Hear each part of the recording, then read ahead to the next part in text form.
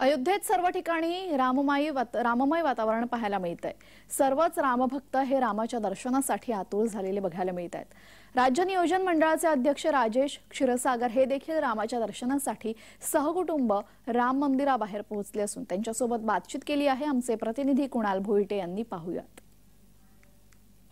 संपूर्ण अयोध्या नगरी ही भगवीमय झालेली पाहायला मिळते गेल्या 2 दिवसांपासून, म्हणजे रामलल्लाची प्राणप्रतिष्ठा झाल्यापासून आणि आज सकाळी सामान्य नागरिकांना दर्शनाची रांग खुली करेपर्यंत संपूर्ण जे नागरिक आहेत ते उत्साहात पाहायला मिळतात। माझ्या मागे हे राम मंदिर पाहू शकताय।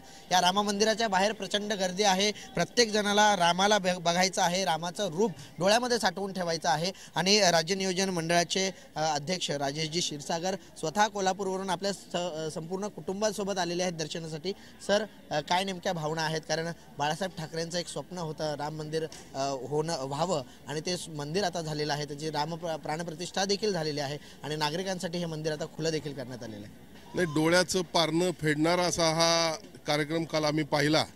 खरं म्हणजे शिवसेना प्रमुख वंदनीय बाळासाहेब ठाकरे, धर्मवीर आनंदीगे साहेब या दोघांनीही शेकडो कारसेवक शिवसेनेचे या ठिकाणी 1992 साली त्या बाबरीच्या पतनावेळी पाठवले होते आणि त्यानंतर तब्बल 32 वर्षानंतर आज राम मंदिर या ठिकाणी होताना पाहते।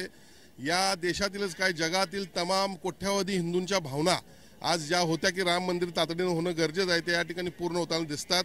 आणि या ठिकाणी जर आपण पाहिलं तर एक वेगळा मेळावा या ठिकाणी झालेला दिसतोय। संपूर्ण बघेल तिकडे जय श्रीराम भगवा ध्वज, आणि म्हणून मला वाटतं की या देशामधली तमाम हिंदू नागरिक या ठिकाणी आलेले आहेत आणि या ठिकाणी एक मोठा मेळावा या ठिकाणी भरलेला आहे असं म्हटलं तर चुकीचं ठरणार नाही। प्रभू श्री